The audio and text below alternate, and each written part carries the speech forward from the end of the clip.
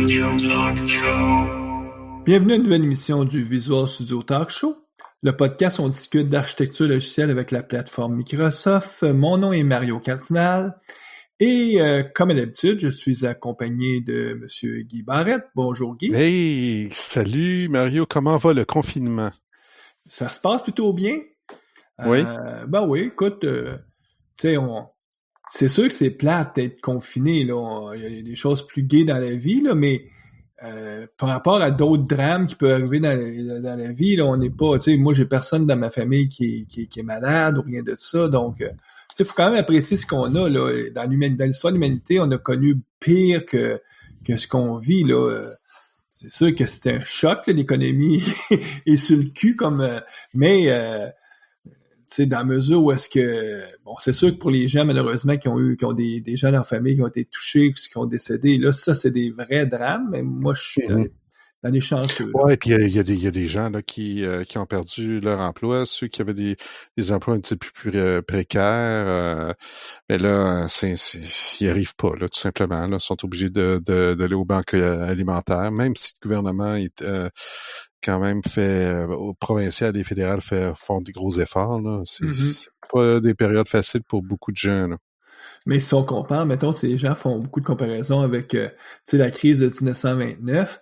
Ben, en 1929, le gouvernement n'avait pas commencé à dire, OK, on va vous donner, comme là, dans notre cas, nous, au Canada, il donne à peu près l'équivalent de 500 $ par semaine, donc 2000 $, ce qui permet de bien manger. Là, à l'époque, en 1929, les gens étaient même pas capables de manger. Ouais, Donc, c'était pas juste qu'ils perdaient leur emploi, c'est que c'était, tu sais, quand t'es pas capable de nourrir, c'est dramatique, là. Absolument. Je dis pas que c'est simple puis c'est facile pour les gens qui ont perdu leur emploi, là. Et, je compatis avec eux, mais c'est pour l'instant, il faut rester positif parce que l'économie va repartir, puis on va retrouver nos emplois. C'est sûr que le monde ne sera plus jamais pareil. Ça va y avoir des changements sur la façon qu'on travaille, mais c'est sûr, c'est absolument sûr. On va s'adapter, puis ben oui, en fait, moi, je peux te donner l'exemple. Moi, je donnais des formations en personne, en live, dans une salle avec les étudiants physiquement présents dans la salle. Donc, moi, j'ai complètement viré mon offre là, pour offrir mes formations en virtuel. Là. Donc, il a fallu que je me revire en dedans de 48 heures. Là, puis pouf, on passe en virtuel, on achète un green screen, on achète de l'éclairage, on achète le micro-casque, tout le kit. Là, puis bon, ben, on est prête, là. Juste par curiosité, tu utilises quelle techno pour faire tes formations? En fait, j'ai commencé avec Zoom, qui marche très, très, très, très bien. Sauf que je vais passer à Teams parce que Zoom a tellement eu mauvaise presse. J'ai peur que j'ai des clients là, qui veulent tout simplement pas utiliser Zoom parce que Zoom est banni là, dans plusieurs grandes entreprises. Donc, c'est pas parce que ça fonctionne pas bien, là, c'est juste que on passe à quelque chose qui est peut-être un petit peu plus meilleur, que meilleure presse, plus de sécurité, là, tout ça, là.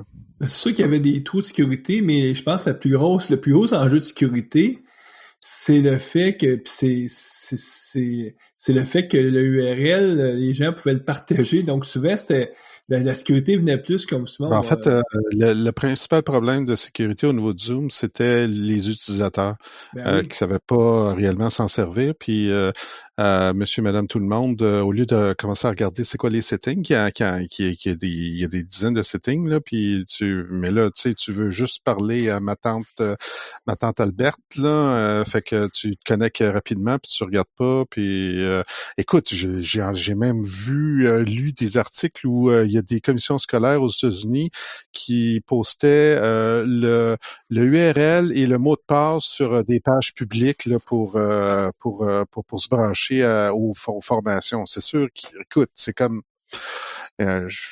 j'arrête là.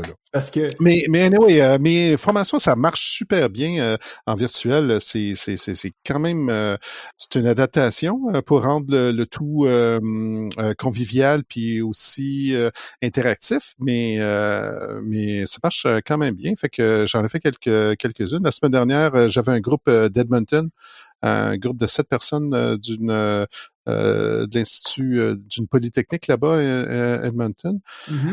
Puis ça a bien été. Aujourd'hui, j'en ai une autre. Puis c'est ça, j'en ai plein d'affichés. Là, donc, juste aller sur kubernetes.ac. Puis là, moi, je suis juste curieux parce que je sais que au gouvernement du Québec a annoncé même des programmes de subvention pour les entreprises là, qui veulent former leurs employés, profiter du fait qu'on peut moins travailler pour dire, bon, on va faire quand même de la formation. Toi, est-ce que tes formations deviendraient éligibles? En fait, si je regarde un petit peu le programme, le gouvernement va payer à 100% le salaire des employés qui suivent les formations. Donc, par exemple, c'est une formation de 3 jours. Les 3 jours vont être payés par le gouvernement et aussi les frais d'inscription aux formations à 100%. Donc, c'est comme un win-win là. Pendant 3 jours, mettons, tes employés sont, en fait, le salaire des employés est remboursé et l'inscription. Donc, c'est à la charge de l'entreprise de faire des démarches pour pouvoir remplir les formulaires puis se faire rembourser là les formations. Mais moi, ça rentrait. Pour ceux qui veulent avoir un petit peu d'informations, c'est pacme, pacme.info. C'est un petit site là que j'ai créé là où on affiche les informations là de base, puis on redirige là, vers la page du gouvernement là, pour plus d'informations. Fait que c'est une bonne occasion de se former à $0. Donc, c'est pacme.info. Ouais, exact. OK. Ben écoute, ce serait bien qu'on commence peut-être l'entrevue avec notre invité. Avec nous, on a Luc Labelle. Bonjour. Salut Luc. Salut, ça va? Ouais, toi? Yes. Donc, juste pour nos auditeurs, là, on n'est pas les trois en personne. Là. Ça fait depuis maintenant plusieurs mois, même plusieurs années qu'on fait des enregistrements à distance avec la technologie Zencastr. Donc, Luc est chez lui, Guy, toi, j'étais chez toi, puis moi, je suis à ma maison. Donc, il y a personne là, ici qui se rencontre et qui s'échange des virus. On fait tout ça à distance. Puis d'ailleurs, certains, peut-être nos auditeurs s'en étaient rendus compte parce que des fois, vu qu'on se voit pas, c'est difficile de pas, quand on se parle, de vraiment pas embarquer sur la parole de l'autre. Donc, on s'arrange pour essayer de bien faire le mixage, mais des fois, c'est un peu plus ardu. Luc, on veut parler avec toi de Power Apps. Puis, bon, la formule, c'est toujours la même. Hein? Il y a l'entrevue à proprement parler, mais nos auditeurs doivent se dire, mais c'est qui ça, Luc Labelle? S'ils sont au Québec, ça se peut qu'il y ait eu la chance déjà de te rencontrer, mais certains de nos auditeurs en France doivent se dire, bon, encore un autre Québécois. Est-ce que toi, tu demeures à Montréal? Oui, effectivement. Et puis, t'es bien connu, je dirais, de la communauté autour de Office 365, SharePoint, parce que c'est ton domaine d'expertise. Oui, en fait, ça fait quand même plusieurs années que je suis impliqué dans la communauté, surtout à Montréal. Pendant un bon moment, là, j'étais impliqué dans la communauté SharePoint de Montréal, dans le groupe d'utilisateurs.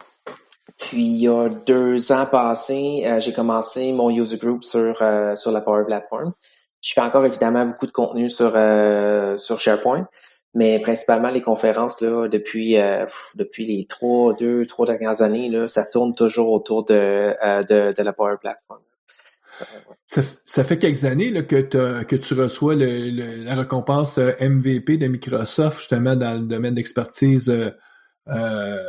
C'est Office 365 cette expertise-là, je sais pas. Non, moi j'ai un parcours un petit peu louche là d'un point de vue MVP. Initialement, j'ai eu ça fait 4 ans en fait là que je suis MVP. Le premier MVP que j'ai eu, il a été il était SharePoint.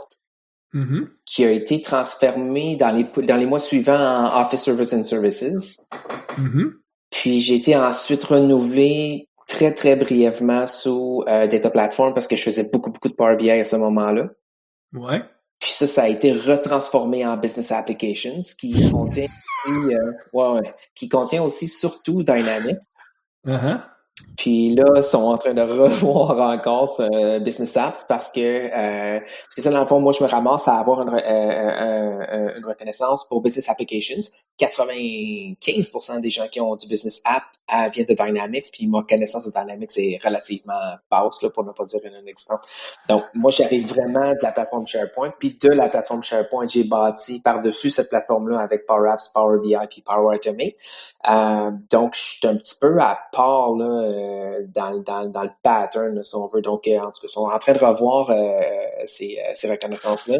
Puis, ils vont Ce qui est intéressant, c'est ça montre un petit peu l'évolution rapide là, de tout de tous ces produits-là. Là. Il y a comme vu que ils sont obligés de rechanger les awards là, MVP là, dans ces différentes catégories-là, ça montre que ça grouille, là, ça bouillonne beaucoup. Là. Oui, effectivement. Il y a eu beaucoup de changements. Moi, je me rappelle là, les premières conférences que j'ai faites sur la Power Platform. À ce moment-là, on disait même pas Power Platform, il y avait juste Power BI. Ça doit faire un 3 ans et demi, 4 ans. Là, je pourrais valider la date de ça exact. Mais ça fait quand même un bon moment de ça. Puis je me rappelle à ce moment-là, Power BI était à peine un produit qui était sérieux. Là. Puis souvent, là, je faisais rire de moi dans mes conférences parce que les gens disaient ouais, c'est pas un vrai produit, ça marchera jamais. Puis moi, j'arrivais aussi de toute la communauté SharePoint, donc ça faisait depuis des années qu'on avait un produit qui était quand même relativement mature, relativement efficace, relativement déployé partout en fait. Puis là, je passais dans quelque chose qui était un petit peu pas connu encore, qui était quand même pas mal nouveau comme produit, qui avait pas fait sa réputation encore. Donc, je me rappelle, les gens dans mes premières sessions disaient ouais, ça va-tu vraiment marcher, ça, pour le BI? Ça va-tu vraiment pogner? Mais moi, depuis le début, je voyais le potentiel, là, clairement, là, quand j'ai commencé à travailler avec ça. Puis, de fil en aiguille, j'ai passé de Power Apps, de Power BI vers Power Automate, puis aussi, ensuite de ça, vers Power Apps. Et puis, tu travailles pour quelle entreprise? En fait, j'ai fondé mon entreprise il y a 5 ans. En fait, ça a fait 5 ans au mois d'octobre. Donc, ouais, j'ai fondé mon entreprise qui s'appelle Cabessa. On fait de la consultation sur l'intégration, en fait, de Office 365 globalement. Donc, de la stratégie de déploiement, des cartes de gouvernance, des modèles opérationnels, jusqu'à la réalisation, là, puis la mise en place, mettons, d'un intranet ou de plateforme de gestion documentaire directement dans SharePoint. Puis j'ai commencé une pratique Power Platform il y a à peu près une année de ça, 8 mois. J'ai engagé un directeur technique pour cet aspect-là, puis on essaie de développer vraiment cette offre de service-là, plus Power Platform. Puis on a aussi une bonne plusieurs formations qu'on offre autour de la Power Platform, surtout là, donc Power BI, Power Apps, puis Power Automate. On a des formations qui sont autour de ça. Donc globalement, on fait du consulting à plusieurs niveaux, donc au niveau stratégique, tactique, puis opérationnel, mais aussi on fait de la formation puis de l'accompagnement dans la gestion de changement. Mais écoute, ça fait plusieurs fois que tu nous parles de la plateforme Power. Oui. Allons-y. Donc, peut-être à 30 000 pieds d'altitude, qu'est-ce que c'est ça, le fameux Power Apps? Tu as dit aussi Power BI, ouais. Power Automate, puis je sais pas, Automate, c'est tout ce qui s'appelait avant Microsoft Flow. Ouais. Peut-être juste positionner tous ces produits-là, c'est quoi le problème que Microsoft cherche à résoudre là, avec ça? Selon moi, c'était pas tant un problème qu'on cherchait à résoudre, plus qu'une stratégie de positionnement de leurs produits Office 365. Je pense que ce qui est arrivé, ma perception, personne ne me dit ça, c'est vraiment une opinion personnelle. Mais je pense que ce qui est arrivé, c'est qu'au fil du temps, ils se sont rendus compte que l'adoption des produits dans les organisations se faisait surtout par les utilisateurs et les super utilisateurs. Donc, c'était en fait eux qui poussaient l'adoption des produits et des technologies dans l'organisation. Mais pendant longtemps, ce qui arrivait, c'est que les technos rentraient par TI, puis TI faisait la distribution de ces technologies-là dans l'organisation, ce qui faisait qu'il y avait un ralentissement au niveau de l'adoption de certains des produits. Donc, Microsoft, je pense, l'angle qu'ils ont pris pour ces produits-là, c'est d'adresser, essayer de répondre des problèmes directement à ce niveau-là. C'est sûr et certain que derrière, il y a une valeur qui est ajoutée pour l'entreprise parce que on a des utilisateurs qui connaissent très, très bien leur processus d'affaires, qui veulent en fait résoudre des problèmes en lien avec ces processus d'affaires-là, puis on leur donne une technologie qui est quand même relativement simple pour eux de comprendre puis de maîtriser, qui leur permet en fait d'atteindre cet objectif-là. Mais en gros, je pense que vraiment l'idée derrière cette série de produits-là, c'est de générer une adoption encore plus rapide d'Office 365 globalement, en passant un peu à côté de TI qui a tendance à fermer les valves là, quand on déploie les produits. C'est drôle, je t'écoute, Luc, puis ça me fait penser au même dilemme ou au même défi qu'il y avait dans les années 80 quand l'ordinateur personnel est apparu. Moi, je me souviens, j'avais été embauché comme étudiant à l'époque, c'était pour chez Bell Canada. Puis chez Bell Canada, ben toute informatique à l'époque, c'était les gens qui contrôlaient les fameux ordinateurs centraux, donc un peu l'équivalent aujourd'hui de ce qu'on appellerait les TI, Ouais. puis qui était vraiment pas très agile, ça leur prenait du temps. Donc quand les autres demandaient on voudrait avoir une application pour faire ça, leur dire ouais, on va la budgétiser, puis vous allez l'avoir dans 12 mois, dans 18 mois. Puis ce qu'eux avaient fait, ils s'étaient acheté quelques PC, puis ils avaient pris quelques jeunes étudiants comme nous. Puis c'était comme bon, ben faites-nous donc des applications. Dans mon cas, moi, écoutez, moi je faisais des scripts, avec Lotus 1, 2, 3 là. Puis mais moi je trouvais ça le fun comme job d'été là. Donc, mais eux c'était pour résoudre des vrais problèmes concrets qu'il y avait sur le terrain. Puis c'est comme ça que le PC est rentré dans l'industrie. Puis le parallèle que je vois, c'est qu'aujourd'hui, Office 365, c'est du cloud.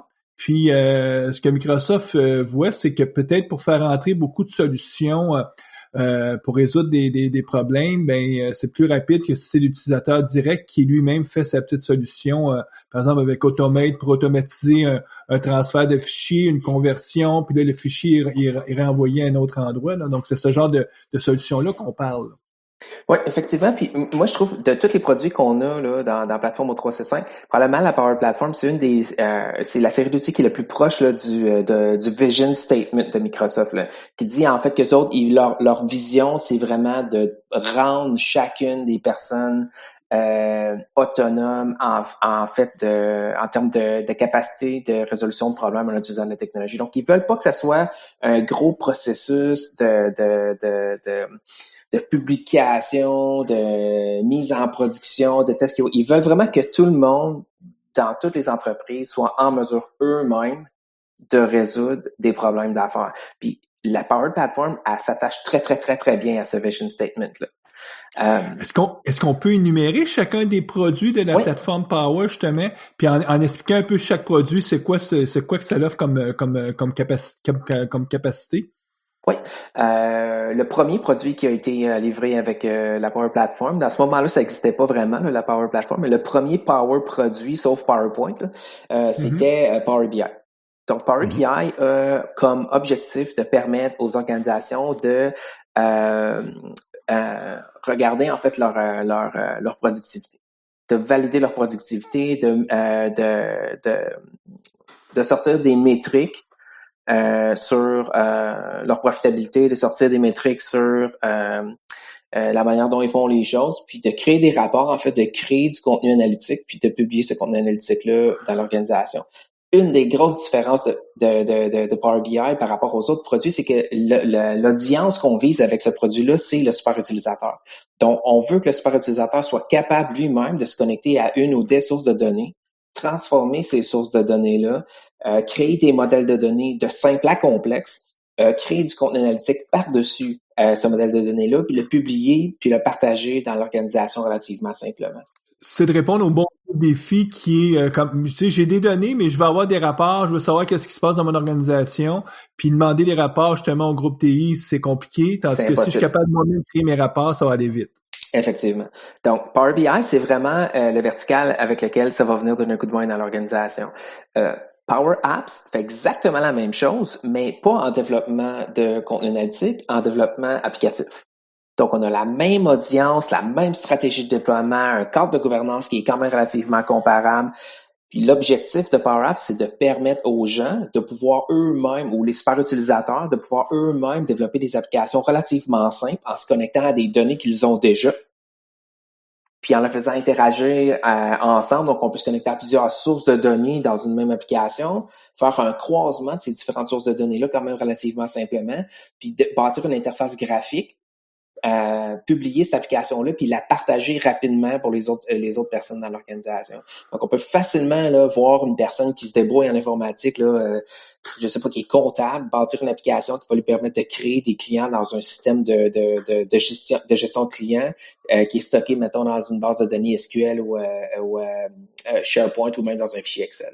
Donc, vraiment, c'est la même audience, mais le problème qu'on tente de résoudre n'est pas de l'analytique, c'est du développement applicatif. Mm-hmm. C'est souvent ce qu'on va appeler les fameuses applications qui sont du form over data en anglais, là, donc des formulaires pour être capable de remplir des données qu'on va après ça stocker dans des bases de données. Donc, c'est de la création de formulaires de saisie de données souvent. Ben, en fait, à la base, ça a parti comme ça. Mais ça a rapidement évolué, là, donc il y a vraiment 2 modèles applicatifs. Là. Je pourrais peut-être revenir sur ça plus tard puis terminer sur les différents morceaux. Ouais, exactement. Donc, pour compléter en fait la question, quelles sont les composantes de la Power Platform, il m'en restait 2. Il y a un autre composant qui s'appelle Power Automate. Puis l'objectif de Power Automate, c'est de permettre de digitaliser certains processus d'affaires, d'automatiser certains processus d'affaires, que ce soit de l'approbation de contenu ou un processus complexe qui doit être digitalisé. On va être capable de faire ça avec Power Automate. Encore une fois, ce qu'on vise comme audience, c'est les super utilisateurs, c'est les utilisateurs dans l'entreprise. Donc, on a encore une fois une stratégie de déploiement qui est quand même comparable aux 2 autres produits. C'est pas pareil parce qu'on n'a pas, c'est pas exactement le même produit, mais c'est quand même comparable en termes de vision ou en termes de framework, je devrais dire, pour ce qui est de la stratégie de déploiement. Puis le dernier qu'on a, qui vient juste de sortir, qui s'appelle Power Virtual Agent, a comme objectif, en fait, comme objectif de fournir aux utilisateurs, encore une fois la même audience, super utilisateurs, une interface simple qui leur permet de construire des bots. Donc, rapidement, un utilisateur peut dire, OK, je vais construire un bot qui va me permettre de répondre à 5 questions simples. Quand j'ai une personne qui vient sur mon site web, je voudrais que les 5 questions suivantes soient prises en charge par ce bot-là avec les différents scénarios là, qui viennent autour de ces questions-là. Donc, les bots que tu parles, là, c'est souvent ce qu'on voit quand on va sur un site web, là, une petite face qui apparaît dans un coin, puis on nous pose la question, avez-vous besoin d'aide? Ça, c'est un bot, là. C'est un agent virtuel pour t'aider dans ton site web. Effectivement. Ça, c'est tout attaché, en fait, derrière aux Cognitive Services puis à différents services Azure derrière. Donc, ils ont juste ajouté, en fait, une partie, moi, j'aime ça dire du sugarcoating, là. Ils ont ajouté du sugarcoating par-dessus des services qui existent depuis un bon moment déjà, là. La capacité de créer des bots, ça fait longtemps qu'on l'a, c'est juste qu'elle n'a jamais été livrée dans les mains du super utilisateur. Puis Power Virtual Agent, c'est ça. C'est comme la partie sugarcoatée de ces fonctionnalités-là qu'on met dans les mains de l'utilisateur. Ça lui permet en fait lui-même de créer ses propres bots, là, sans comprendre toute l'architecture qui est nécessaire en arrière dans Azure. Ça couvre pour le moment les 4 différents verticaux qu'on a avec la Power Platform. Là. Ce qui est intéressant, ce qui est intéressant quand tu mentionnes ces produits-là, c'est que chacun des produits est destiné non pas à des informaticiens de 20 ans d'expérience qui vont monter des systèmes, mais vraiment à un petit peu comme le nom de la plateforme PowerD aux Power Users. Ah, clairement, 100%. En fait, je trouve que c'est un statement à 2 tranchants de dire ça. Parce que initialement, quand Microsoft a sorti avec la Power Platform, surtout avec Power BI, c'est ce qu'il disait. L'outil s'adresse à des super utilisateurs seulement. Mais c'est plus le cas maintenant. Power BI, c'est un outil robuste d'entreprise qu'on peut utiliser pour notre stratégie BI. Là, c'est plus juste comme un petit outil de dashboarding. Là. On peut construire des modèles tabulaires relativement complexes là-dedans, quand même relativement gros. L'architecture derrière qui nous permet d'asseoir ces modèles-là a grandement changé depuis les derniers mois, les dernières années, puis c'est en constante évolution. Donc, ce statement-là, il reste quand même vrai. C'est pas faux de dire que les outils s'adressent aux super utilisateurs. Sauf que de plus en plus, il s'adresse aux super utilisateurs et experts en TI, experts en BI, experts en développement, experts en automatisation de processus, experts en AI, experts en machine learning. De plus en plus, on va incorporer ils vont intégrer des fonctionnalités dans ces produits-là qui vont venir en fait chercher le reste de cette masse d'utilisateurs-là. Derrière ce besoin-là de satisfaire correctement les fameux power users, je crois qu'il y a la reconnaissance par Microsoft du besoin que de rendre beaucoup plus facile, là on la mettra en guillemets, mais ce qu'on appellerait de la programmation haut niveau, c'est-à-dire tout un mouvement en anglais qui appelle ça le no-code, ou donc la programmation sans code, mais qui vise justement les gens qui s'identifient pas comme des programmeurs, mais qui vont à quelque part faire des programmes. Là, quand on parle, si on récapitule, Power BI, ça te permet de faire des rapports, de pouvoir modéliser des schémas de données. Power Apps, c'est faire justement des formulaires, encore là, des bases de données. Automate, c'est automatiser des workflows, donc automatiser des flux de travail. Puis le Virtual Agent, c'est de te faire des petits robots pour automatiser justement des questions-réponses sur le web. On parle de programmation, mais programmation sans vraiment code, là. Est-ce que tu es d'accord avec ça? Je dirais en partie oui, en partie non. Donc, comme je disais, le produit à la base couvre un spectre qui est de plus en plus large. Donc, initialement, quand on disait on peut faire quelque chose avec ou peu ou pas de code, c'était vrai.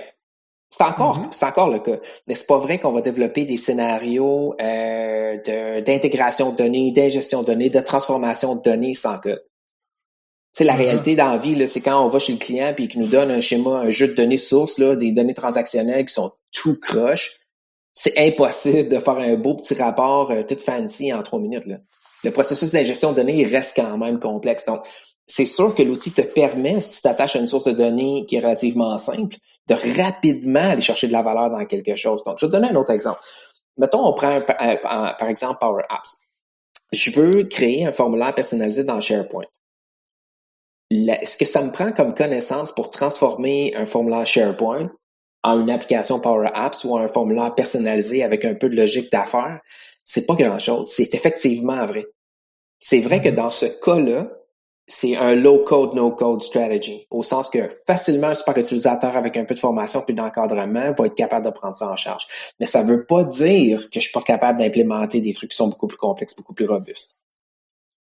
Donc, j'écoute, puis est-ce que ça veut dire qu'on peut entrevoir que l'évolution de l'informatique, on va se retrouver un peu comme avec 2 catégories de programmeurs, des programmeurs qui vont travailler avec des Power Apps, donc très proches des clients, très proches du domaine métier, qui vont être, leur savoir-faire va être plus associé au domaine métier que même les grosses connaissances en programmation.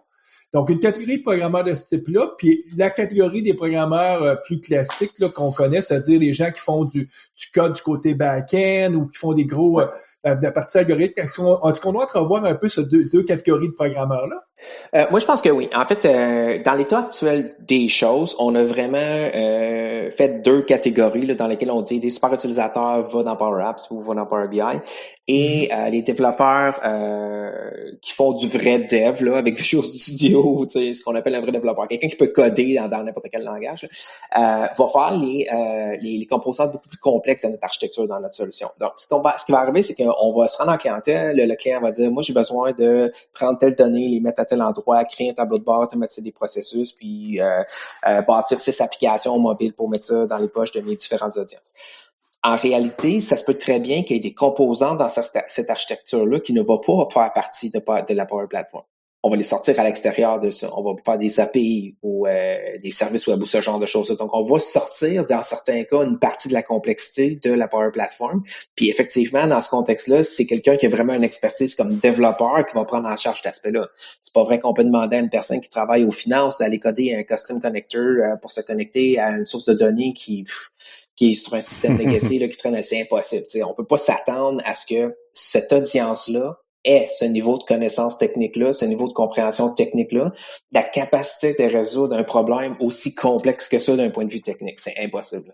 C'est pas le métier de la personne. Effectivement, c'est pas son métier, puis probablement ça l'intéresse pas non plus. La personne, si elle a voulu travailler en informatique, ben elle aurait probablement fait ce choix-là quand elle étudie. C'est pas son travail. Donc, c'est sûr et certain. La seule chose que moi, encore là, ça reste une opinion qui est très, très personnelle, c'est que dans l'état actuel des choses, les professionnels en TI, comme nous, ont tendance à être réticents à utiliser ces environnements-là pour développer une application. Donc, quelqu'un qui est un développeur pur et dur, qui fait du .NET depuis des années, si je lui offre l'opportunité de développer une application en .NET ou en Power Apps, c'est sûr qu'il va prendre .NET. Pourtant, s'il ouvrait l'opportunité, s'il ouvrait la porte de Power Apps, il se rendrait compte que potentiellement, il diminuerait son temps de développement considérablement, son application lifecycle management serait beaucoup plus simple, la manière d'opérationnalisation serait beaucoup plus simple. Il y a certains avantages dans certains cas à travailler avec un outil qui est moins je veux pas dire moins complet parce que ça double tranche comme France, mais qui est moins complexe. Dans certains cas, il y a des avantages à le faire, même si techniquement on est capable de faire quelque chose qui est beaucoup plus compliqué. Peut-être aussi que le développeur plus classique, lui, devrait plus focuser sur justement publier des API REST vers la logique métier, les données métiers. On va donner un exemple. Mais imaginons, on veut pas que les gens qui utilisent Power Apps se mettent en silo à refaire 25 bases de données des clients qu'on a dans l'organisation. Parce que là, un coup qu'un client va nous appeler pour dire « je voudrais changer mon adresse », on ne veut pas avoir 25 endroits où on change d'adresse. Donc, peut-être que le groupe TI devrait focuser à dire « nous, on va fournir des API REST pour gérer les clients ». Et après ça, avec Power Apps, les gens vont venir se connecter puis prendre ces données-là parce que la notion de connecteur, c'est un peu là-dessus qu'on devrait focuser dans le futur au niveau des groupes TI, c'est créer des connecteurs pour que Power Apps puisse aisément venir consommer et mettre à jour ces données-là. Est-ce que je me trompe? Non, mais comme je dis, dans le fond, c'est une opinion, puis c'est une opinion très personnelle. C'est que pour moi, dans le meilleur des mondes, tu sais, moi, dans le fond, j'ai eu plusieurs jobs. J'ai été développeur, j'ai fait du C, du C++, du Visual Basic. Tu sais, j'ai été codeur pendant des années. Puis je fais moins de code depuis plusieurs années parce que j'avais passé à SharePoint, j'étais plus un intégrateur. Mais pour moi, dans le meilleur des mondes, qu'on soit un développeur ou qu'on soit un super utilisateur dans l'organisation, c'est de prendre toute le stack d'outils qu'on a de disponible, choisir celui qui fait le plus de sens en fonction du contexte. Donc, ça se peut que je sois un développeur aguerri, que je fais ça depuis 25 ans ou peu importe, puis je suis un ninja dans ma techno, sauf que ça veut pas dire que dans certains cas, je ne dois pas utiliser Power Apps, même si c'est une technologie qui est considérée comme étant plus simple à utiliser. Donc, pour moi, c'est juste un outil de plus que le développeur le développeur plus classique ajoute en fait à sa capacité de livraison. C'est pas les développeurs font juste du back-end, puis les super utilisateurs font juste du front-end. Je pense que les utilisateurs vont se limiter probablement à leur capacité technique là, qui va se situer dans Power Apps probablement, mais ça veut pas dire qu'un développeur classique peut pas dire écoute, attends, moi je vais regarder ça comment ça fonctionne Power Apps puis c'est intéressant ce que tu dis, Luc, parce que pour un développeur, le développeur peut regarder ça puis lever le nez sur une technologie comme ça, puis puis la façon de le voir, c'est hey, voilà un autre outil dans ma boîte à outils.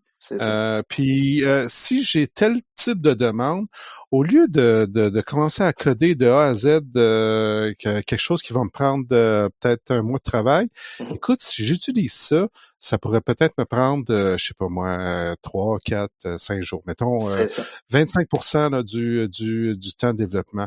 Écoute, pour moi, c'est génial. Puis j'aurais de l'air champion là vis-à-vis de mes patrons puis de mon client là qui me demande de créer ce type d'application là. Donc si on le voit comme un outil dans notre boîte à outils de développeur, ben là je pense que c'est de la façon de le voir. Yeah. Parce que si, mettons, tu prends un utilisateur ligne d'affaires, je prends Power Apps, je le mets ça dans ses mains. Mettons qu'il n'a jamais vu d'environnement de développement de sa vie, là, ça y prend quand même un certain temps à comprendre le concept de développement. Tu sais, on met une variable, on met une valeur dans une variable, cette variable-là va être impactée par ce contexte-là, Quand je clique là-dessus, il y a un événement qui se déclenche, cet événement-là va avoir un impact sur tel contexte. Tu sais, pour eux, là, c'est pas très, très clair, mais pour nous autres qui fait du développement depuis des années, ça prend 8 secondes à prendre ça, là. Fait que tu prends Power Apps, tu mets ça des mains d'un dev, avant la fin de la journée, il a fait le tour, je pense, là. Explique donc un petit peu comment ça fonctionne. Mais mettons que on voudrait faire une application Power Apps là. C'est quoi qu'il faut? Est-ce que ça prend quelque chose dans notre environnement, sur notre poste de travail? Comment ça fonctionne? OK. Grosso modo, moi, dans le fond, les requis de base que j'ai quand je commence avec un projet, là, puis j'ai quelqu'un qui veut digitaliser, mettons, un formulaire ou quelque chose comme ça, ma première question, c'est est-ce que vous avez déjà Office 365? s'ils ont déjà Office 365 et qu'ils payent déjà pour Power Apps puis Power Automate, pour moi, c'est un no-brainer. Je vais tout de suite là-dedans. À moins que le développement de l'application demande quelque chose de relativement complexe, là, c'est sûr que ça peut peut-être aller vers une application de type plus classique, là, si on peut dire. Mais sinon, pour moi, là, c'est ça mes questions de base. Grosso modo, comment ça se passe, les phases de développement, c'est les personnes vont nous expliquer leurs besoins standard, là, ils vont nous dire ce qu'ils veulent faire. Puis la première étape qu'on fait dans Power Apps, je vais juste en fait spécifier quelque chose, c'est que on peut arriver de deux endroits pour Power Apps. On peut arriver de Dynamics ou on peut arriver de n'importe où ailleurs au monde. Si on arrive de Dynamics, l'angle avec lequel on va résoudre les problèmes n'est pas du tout le même que si on arrive de n'importe où ailleurs au monde.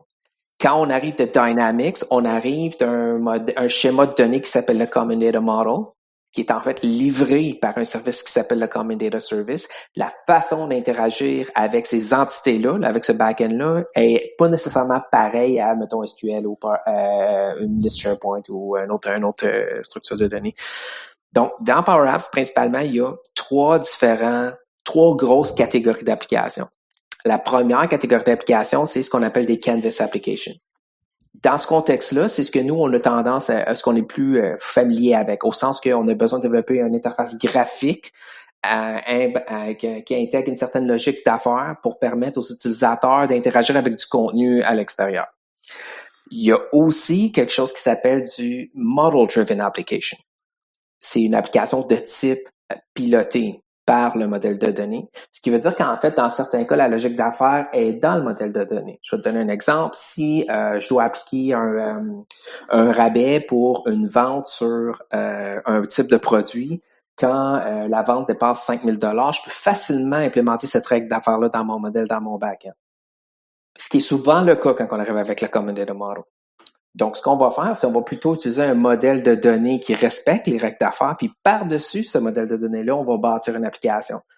Et l'application n'est pas nécessairement aussi flexible d'un point de vue interface. Donc, c'est pas l'interface qui drive l'application, c'est le modèle qui drive l'application.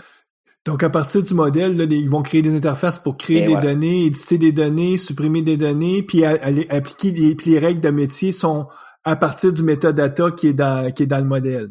C'est ça. Donc, c'est un petit peu différent. Puis les gens qui arrivent de Dynamics sont beaucoup plus familiers avec ce modèle d'application-là. Mais depuis les derniers mois, c'est sûr qu'ils se sont familiers aussi avec Canvas Application, donc ils sont aussi familiers avec ça. Mais eux, ils arrivent vraiment avec cet angle-là dans le développement applicatif. Mais ça va très, très vite faire des écrans à ce moment-là. Puis les écrans, est-ce qu'on parle d'applications qui roulent juste sur Windows 10 ou on parle d'applications qui vont rouler autant sur un téléphone Android, un téléphone iOS, une page web? Est-ce que ça nous donne aussi la flexibilité d'être multiplateforme? Dans le fond, les applications qui sont livrées dans Power Apps, quand on crée une application pour la livrer dans Power Apps, sont à base web-based. OK. C'est une application qu'on publie dans un service qui s'appelle Power Apps. Puis à l'intérieur de ce service-là, il y a les applications qu'on a publiées. Ou on peut aussi les publier dans Dynamics. Ça, c'est un peu mêlant encore, là, c'est pas encore clair cette démarcation-là. Là. Il y a comme un portail applicatif d'entreprise dans Dynamics dans lequel on peut aller chercher les applications qui ont été créées. Mais grosso modo, les applications sont publiées dans un service web. Puis on peut consommer ces applications-là à partir d'un laptop, n'importe où, ou à partir d'un appareil mobile en installant l'application mobile Power Apps. Donc, si tu vas sur ton téléphone, tu installes l'application mobile Power Apps, un peu comme pour Power BI, tu installes cette application-là sur ton téléphone, puis l'application, elle, va te servir de point d'ancrage pour toutes les applications qui ont été livrées dans ton environnement, autrement dit, dans ton organisation. Donc, Quand tu ouvres l'application mobile, tu vois toutes les apps qui ont été partagées avec toi. Mais c'est pas une application Tick Client, tu n'installes pas ça sur ton poste de travail. Donc, à la base, c'est des applications web, donc des single page applications qui sont que tu vas pouvoir à ce moment-là consommer à partir d'une page web. Puis là, ben si tu veux les consommer sur un téléphone, ben tu peux aller directement sur la page web, mais Microsoft te fournit aussi une application où est-ce que là tu vas retrouver toutes les icônes pour accéder justement à ces fameuses pages web-là de façon plus conviviale. Oui, mais en fait, quand tu l'accèdes de l'application web, tu n'accèdes pas nécessairement à des pages web. Il load directement, il charge directement l'application sur ton appareil mobile. Fait que c'est vraiment comme, voilà... Vas-y. Ben, c'était juste pour éviter, justement, parce que si c'est sur un téléphone, ce qu'il faudrait que tu fasses, c'est que tu te crées un raccourci pour aller vers la page web, puis là, mettre une icône sur ton téléphone. Là, il évite ça. Donc, t'as juste à downloader leur application. Tu cliques sur l'application, puis là, tu vois tous les différents types de formulaires d'applications qui ont pu être créées avec Power Apps. Ouais. Puis tes accès aisément. Effectivement. Donc, puis la troisième partie qui a été livrée il y a pas trop longtemps, c'est Portals, Power App Portals, qui permet en fait de créer un site web qui peut être public ou en partie public, puis en partie qui demande une authentification. Je vais te donner un exemple concret de ça. Là, on travaille avec des clients qui ont un dossier qui ce type d'application-là est beaucoup plus proche de ce qu'ils ont besoin de faire pour résoudre le problème. Là. Donc, eux, ils ont besoin de communiquer de l'information publique. Pour une partie, mais ils ont besoin aussi que les gens puissent se connecter sur cette plateforme-là et qu'il y ait leur propre profil à l'intérieur. Donc, une fois qu'ils sont connectés, qu'ils voient les formulaires qu'ils ont soumis, qu'ils soient capables de remplir un formulaire, de faire une demande d'approbation, de soumettre ça, puis que là, on capture ça en fait avec Power Automate, puis qu'on valide en fait, qu'on digitalise en fait le processus d'approbation, etc., etc. Donc, ça, c'est un troisième type d'application qui peut être livré par Power Apps, qui est en fait créé par l'interface Power Apps, puis qui est disponible à partir du service Power Apps. Puis ça, c'est livré plus comme un site web, par contre. C'est pas comme une application mobile. OK. Est-ce que les sites web qui créent, est-ce que dynamiquement ils s'adaptent quand tu le regardes d'un téléphone mobile versus d'un gros écran sur un PC? Ouais. Okay. Ouais. Même les applications qu'on fait dans Power Apps aussi, au début, quand ils ont sorti les apps, on n'avait pas le concept adaptivité. Là. C'est quoi le terme exact pour ça? Responsive, merci beaucoup. On n'avait pas le concept de responsiveness, mais ils ont intégré dans ça. En toute franchise, pour le moment, je peux pas te dire que c'est 10 sur 10, mais c'est quand même pas mal du tout. Là. C'est pas mal respectable, en fait, en termes de fonctionnalité. Là.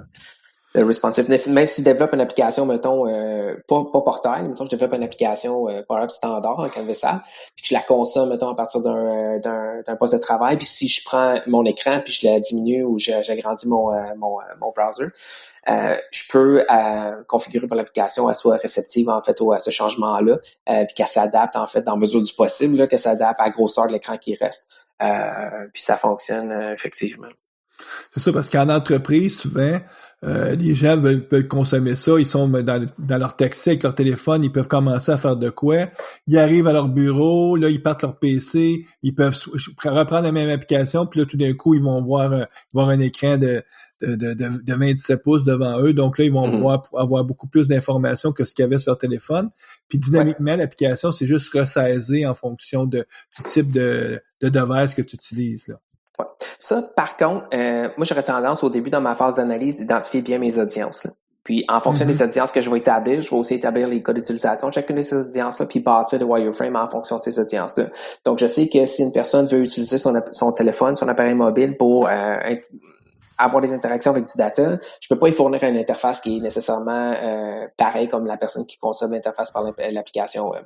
Donc, comme j'ai beaucoup plus de place sur un laptop, comme j'ai beaucoup plus de place sur un écran, un gros écran, c'est sûr et certain que je vais pas meubler mes formulaires de la même manière que pour un appareil mobile. Ce qui est un peu embêtant ou en même temps intéressant, ça dépend de l'angle avec lequel on le regarde, c'est que on peut, pour une source de données ou pour un même besoin d'affaires, facilement développer plus qu'une application. Donc, je peux avoir une application qui s'adresse à l'audience A, une application qui s'adresse à l'audience B, mais je viens résoudre le même business process en arrière, le même problème d'affaires. Donc, je peux facilement avoir une application mobile qui s'adresse à mon directeur, à mon président, parce que lui, en fait, ses interactions sont quand même limitées, puis que lui, il veut consommer ça sur son téléphone mobile. Donc, je peux développer une application pour lui qui vient lui permettre de résoudre ce problème-là, qui s'adresse vraiment à cette audience-là. Mais la personne qui, elle, a besoin de voir 6 tables, puis qui a 50 champs dans chacun des tables, en fait, 50, c'est peut-être beaucoup, là, mais mettons 25 dans chacun des tables, je peux pas y faire une interface mobile. Là. Cette personne-là sera pas trop contente là, avec l'interface que je donne. Donc, je vais créer tout simplement une autre application pour ce cas d'utilisation-là. Puis là, le scénario que toi, tu nous passes, c'est vraiment plus comme quand on est en train de développer dans le mode Canva. Parce que j'imagine que si tu viens plus avec le mode model driven, c'est-à-dire que qui est plus... Parce que là, si je comprends bien, là, le Microsoft Power Apps, dans ce cas-ci, Microsoft cherche à solutionner deux types de problèmes avec la Power Platform. C'est-à-dire offrir de la programmation à toutes leurs solutions qui est plus ERP, c'est-à-dire les fameuses offres de produits Microsoft Dynamics, c'est-à-dire que c'est sûr que quand tu as une plateforme ERP, tu veux souvent l'étendre avec des solutions. Puis la façon de faire cette solution-là, ça va être avec justement Power Apps. Puis dans ce cas-là, tu vas faire plus des applications model-driven. Mais le Power App, comme tu nous expliques, on peut aussi le faire en mode Canva, où est-ce que là, on design nous-mêmes l'interface, puis on associe les sources de données. Puis à ce moment-là, tout peut être complètement externe et pas être attaché aux fameuses sources de données qui viennent de Dynamics, qui sont le Common Data Model, c'est ça? Mais au lieu de te brancher un Common Data Model, tu pourrais te brancher directement sur des bases de données ou sur des interfaces REST, si je comprends bien. Oui, en fait, on peut se connecter à peu près n'importe quoi. Là. Je pense comme c'est là, on est rendu à 250 quelques connecteurs, je pense, là, qui sont homologués pour le moment. Là. Puis, en fait, si c'est pas homologué, on peut toujours construire notre custom connector. Je veux juste rectifier quelque chose par rapport à Model Driven versus Canvas Application, c'est qu'ils sont vraiment maintenant dans le mode Microsoft d'essayer de faire, d'intégrer tout ça. Ce qui fait qu'en bout de ligne, on aura plus deux interfaces, là, une qui était plus model-driven, puis l'autre qui était plus Canvas Application. Ils sont vraiment en train de tout rattacher ça dans une seule interface qui va être plus orientée vers ce que nous autres on appelle du Canvas Application. Puis pour ceux qui ont fait du Visual Basic là, pendant des années, là, ben, tu sais, Power Apps, c'est pas très très loin en termes d'interface là, de Visual Basic, là, de ce que Visual Basic était. On se retrouve avec un peu le même, tu sais, le monde se répète toujours. Moi, je me souviens des années 90, donc il y a presque 30 ans de ça. J'étais un programmeur C++ hardcore. Puis la première fois que j'avais regardé Visual Basic, je regardais ça avec un regard un peu hautain en disant, c'est un jouet, cette bébelle-là. Ouais. On sait que bon, c'était pas tant un jouet que ça parce qu'il y a eu beaucoup d'applications qui ont été développées en Visual Basic. Fait bon, pour mon bénéfice, c'était quand même Visual Basic 1, Visual Basic 2, donc c'était vraiment des jouets à l'époque. Mais quand est arrivé Visual Basic 3, Visual Basic 4 jusqu'à 6, là, ça a pris vraiment de l'ampleur. Donc aujourd'hui, on parle de Power Apps qui est peut-être plus en version 1, mais c'est inévitable, là. Ce type de plateforme-là va prendre de plus en plus d'ampleur avec le futur. Je pense que oui. Selon moi, tu sais, pour moi, dans le meilleur des mondes, il arriverait quelque chose comme ça. L'outil comme puis je trouve qu'ils ont fait un petit peu, selon moi, un petit peu la même erreur avec Power BI. C'est que quand on prend un utilisateur, super utilisateur, là, je prends une personne des finances, puis je l'assois devant un outil comme Power BI maintenant, qui est devenu ultra complet, avec lequel je peux faire des trucs ultra complexes. Puis que je lui demande de maîtriser l'entièreté des concepts qu'il y a derrière cet outil-là, c'est impossible. Ben, c'est pas que c'est impossible, mais c'est beaucoup plus difficile. Tandis que quand ça a commencé, il y avait, je sais pas, 8 concepts. T'sais. Là, pour elle, c'était facile de se retrouver là-dedans. Puis pour ce qu'elle a besoin de faire, c'est tout à fait raisonnable. C'est que je pense que ce qu'il devrait faire, c'est vraiment faire une version standard, là, ou super utilisateur, puis une version développeur, une version avancée. Là. Puis laisser les gens choisir la version avec laquelle ils veulent travailler, tout simplement. C'est juste que quand on est super utilisateur, on veut toutes les features qui sont avancées, mais quand on est une personne qui veut juste créer des rapports de base, même chose au niveau des applications, c'est pas nécessaire d'avoir toutes ces fonctionnalités-là. Donc, moi, j'aimerais vraiment qu'ils nous ajoutent dans Power Apps des fonctionnalités ou des concepts de développement que les développeurs on a ou qu'on veut utiliser depuis des années, mais qu'on n'a pas dans Power Apps. Je vais te donner un exemple concret. Tu sais, le concept dans Visual Basic ou dans l'orienté objet de déclarer une chose une fois, puis quand tu en as besoin, tu l'appelles, puis tu y passes un paramètre. Mm-hmm. Et ça n'existe pas là, dans Visual Basic, dans Power Apps. Le concept d'avoir une fonction dans laquelle tu dis je vais te passer un paramètre puis tu vas me retourner une valeur puis la valeur qui m'est retournée, je vais m'en servir pour le restant de mon code, ça marche pas de même. Ouais. Donc, tu te répètes, ton code, là, tu le répètes. Il arrive avec tes components pour le moment, qui vient encore là de Dynamics. Tu sais, c'est la logique de développement d'objets dans Dynamics. Donc, il arrive avec des trucs qui s'appellent des Power Apps Components qu'on peut commencer à intégrer dans nos applications. Mais tu sais, dans Visual Basic, là, le segment qu'on appelait le module, là, il me semble que c'est le nom qu'on appelait ça, dans lequel on mettait un paquet de code. Là. Bon, ben ça, là, ça existe pas dans Power Apps pour le moment.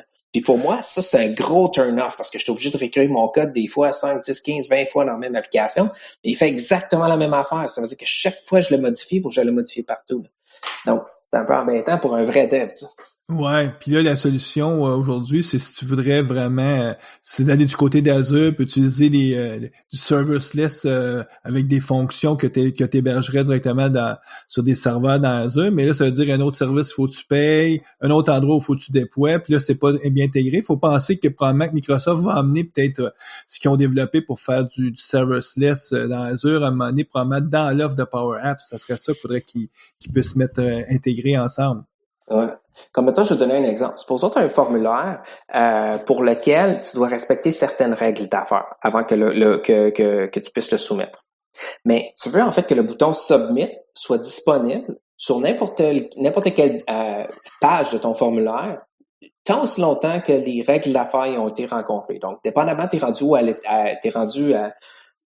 ou dans ton étape d'approbation, peu importe sur quel écran tu te trouves, tu veux que le bouton soit actif si toutes les cases ont été remplies à cette étape-là, puis désactivé si toutes les étapes n'ont pas été remplies à cette étape-là. Le bouton Submit, le code derrière ce bouton-là est copié-collé pour chacune des fenêtres que tu as dans ton formulaire. Ouais, le même problème qu'on pouvait avoir quand on faisait du Microsoft Access ou du Visual Basic dans les premières versions, là, c'est-à-dire que ton code était pas, tu pouvais pas respecter le principe de responsabilité unique, c'est-à-dire j'écris un endroit, puis là, à ce moment-là, tu te retrouves à le dédoubler partout, puis là, c'est compliqué à faire les mises à jour après. Donc, selon moi, il devrait garder cette version-là comme ça, mais avoir une fonctionnalité derrière qui dit comme dev features, whatever, là, qui nous permet en fait d'aller chercher ces concepts-là. Parce que quand on commence à parler de ça à un utilisateur, un super utilisateur, là, on va dire OK, on va isoler ton code à quelque part, puis on va l'appeler, puis on va changer les paramètres. Là, on vient de perdre leur intérêt, puis on vient de perdre leur... C'est pas leur travail, ça les intéresse pas. Ils veulent juste faire un formulaire, digitaliser un formulaire, puis dès qu'on commence à rentrer dans ce niveau de complexité-là, on perd cet utilisateur-là dans le produit. Donc là, moi, dans le meilleur des mondes, ça serait ça. C'est je garde les features de base, laisse-moi activer des fonctionnalités développeurs dessus, puis dans ces fonctionnalités-là, laisse-moi utiliser des fonctionnalités de développement applicatif qu'on a l'habitude d'utiliser dans d'autres plateformes. Mais faut pas oublier que le produit s'appelle Power, justement, parce que ça vise les fameux Power Users, qui, comme tu le dis, sont peut-être pas intéressés tant que ça. Les autres, ils veulent des solutions, puis la maintenance, puis faire que leur code vive, soit facile à maintenir, puis faire évoluer dans le futur, c'est peut-être pas leur préoccupation première, là. Ils veulent surtout livrer puis mettre en production quelque chose qui va leur permettre de résoudre leurs problèmes qu'ils ont présentement sur le terrain, là. Ouais. C'est souvent la réalité. Puis, juste une petite question au niveau du licensing, parce que c'est pas un produit que tu achètes, là, puis que tu installes sur ton laptop là, pour faire ton développement. Donc, j'imagine qu'il y a un licensing par utilisateur ou quelque chose comme ça? Oui, en fait, le licensing est attaché à, encore là, 2 branches. Il y a différents types de licences. On a les licences qu'on appelle, le terme français pour ça, je le connais pas, on dit nested. Donc, nested. Imbriqué. Merci. Imbriqué. Donc, on a imbriqué dans Office 365 ou imbriqué dans Dynamics. Donc, Power Apps et Power Automate, en termes de licence, sont attachés soit à Dynamics, soit à Office 365. Donc, c'est une option que si tu as choisi, ça te coûte un peu plus cher par mois pour cet utilisateur-là, si je comprends bien. Non, en fait, ça vient gratuit avec ces produits-là. Donc, si, mettons, tu prends, mettons, je te ramène à un cas, un use case là, qui est quand même assez standard. Tu as un client qui sont 100 personnes, 100 employés dans l'organisation. Ils achètent Office 365 pour les 100 employés. Tout le monde a une souscription A3 qui leur est assignée. Donc, ça vient avec SharePoint, ça vient avec Exchange, ça vient avec OneNote, ça vient aussi avec Power Apps, ça vient aussi avec Power Automate. Donc, c'est gratuit. Ça vient avec. Ça te coûte rien de plus que ta souscription Office 365. Sauf que le licensing de la Power Platform n'est pas pareil pour toute la Power Platform. Donc, Power BI a son propre licensing. Power Automate puis Power Apps, ils ont un autre licensing. Pour ce qui est de Power Apps puis Power Automate, comme je disais, tu peux l'avoir nesté dans O365 ou nesté dans Dynamics. Sauf que si tu veux utiliser des connecteurs que Microsoft appelle Premium, ça va te demander des coûts de licence qui sont supplémentaires. Donc, parce que par connecteur, juste pour le bénéfice de nos auditeurs, par connecteur, là, tu veux dire d'avoir des sources de données, par exemple, dire, va me chercher mes données dans tel CRM ou va me chercher mes données dans tel produit. Parce que les autres, ils ont fait toutes les connexions pour que ça soit facile, que tu sois capable d'aller te connecter avec des produits de d'autres compagnies, là. Ouais. Donc, mettons, prenons un exemple quand même relativement simple. J'ai besoin de créer un formulaire pour supporter un processus d'inscription à des événements quelconques. Si mes données se situent dans une liste SharePoint, c'est gratuit.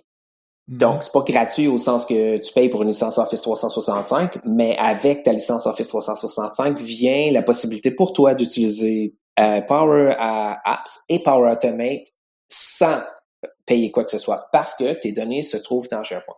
Par contre, si on se connecte si les données se trouvent en fait dans une base de données SQL, ça c'est considéré comme étant une source de données qui passe par un connecteur qui est premium.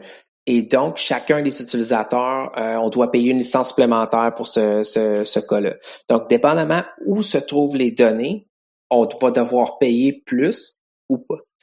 L'autre aspect, c'est que il y a aussi un autre modèle de licence qui s'appelle par application, par utilisateur.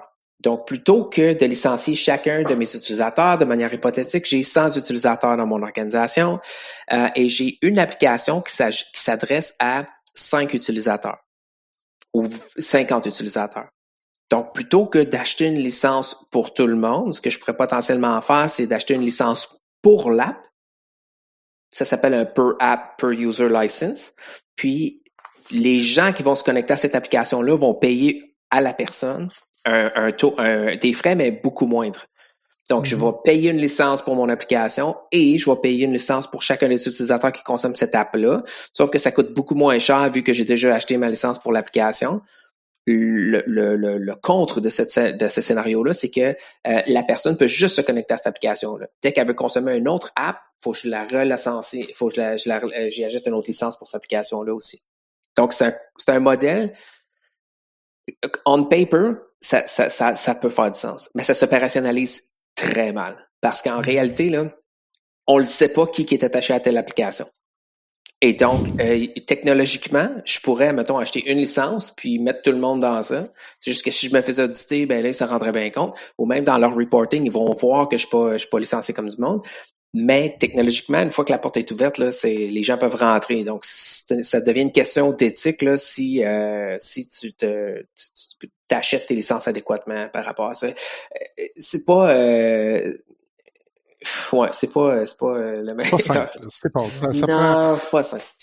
Ça prend un PhD là, pour comprendre tout ce licensing. Donc, c'est pour ça qu'on te contacte là, pour si les gens sont intéressés à implémenter ce type de plateforme-là, je pense que faire affaire avec au moins pour setter la partie licensing, là, je pense que parce que sinon, tu peux te retrouver à soit trop dépenser ou peut-être pas dépenser assez, puis si tu fais auditer, ben là, c'est là que ça va faire mal. Effectivement. Luc, si on est des auditeurs qui sont des développeurs, qui se disent « Wow, ça a l'air intéressant cette histoire de Power Apps-là », oui. La meilleure place pour démarrer quand on est développeur, c'est il y a sûrement comme de la documentation en ligne qu'on peut aller consulter, puis là, on va nous expliquer comment faire une première application, par exemple une espèce de Hello World avec Power Apps. Oui. En fait, il y a 3-4 angles avec lesquels on peut attaquer ce problème-là. Le premier étant de suivre les sessions qu'on fait à notre user group. Donc, ils peuvent toujours venir se joindre à notre communauté. Des fois, les sessions sont quand même assez techniques, là, surtout pour les user groups. L'autre truc, ils peuvent s'inscrire à la formation qu'on offre aussi. L'autre truc, en ligne, directement sur le site Power Apps, il y a une page, là, quand on se connecte dans Power Apps avec des credentials Office 365, là, on va sur apps, powerapps.com, on se login sur ça, il y a une section du site directement qui dit Guided Learnings ou quelque chose comme ça. Dans ça, il y a des chemins d'apprentissage qui sont quand même relativement pertinents, là, qui sont pas mal du tout quand on démarre, en tout cas. Puis sinon, il y a le site de la communauté Power Apps qui contient pas mal d'informations. Donc, pour moi, quand je fais de la Power Platform, je suis en permanence sur le site docs.microsoft.com pour ce qui est de Power Apps, Power BI puis Power Automate. Puis l'autre partie, c'est sur le site de la communauté là, que je vais le trouver l'information. Nous, on va mettre les liens là, sur notre page web. Là, tu pourras nous les fournir gentiment. Yes. Mais Luc, fort intéressant. Je pense que c'était vraiment une énergie. le monde se répète, hein. Moi, j'ai connu le début de Visual Basic. On a connu après ça le début de la plateforme .NET. Puis là, on voit la nouvelle plateforme qui est Power, la plateforme Power, mais c'est toujours le même défi. C'est fournir des outils que les power users peuvent utiliser, mais qui souvent finissent aussi par être utilisés par les développeurs. Là. Ben, on te remercie bien. Ben, c'est moi qui vous merci, remercie. Luc. Écoute, c'est un honneur de faire votre show. J'étais vraiment content d'avoir l'opportunité de faire un peu de jasette avec vous autres. C'est gentil. Donc, d'ici là, nous, on va leur souhaiter une bonne programmation à nos auditeurs. Bon confinement. Oui, bon confinement. On va espérer que tout va aller bien de votre côté. Puis on vous revoit au début du mois de mai pour un autre podcast. À la prochaine. Merci, au revoir.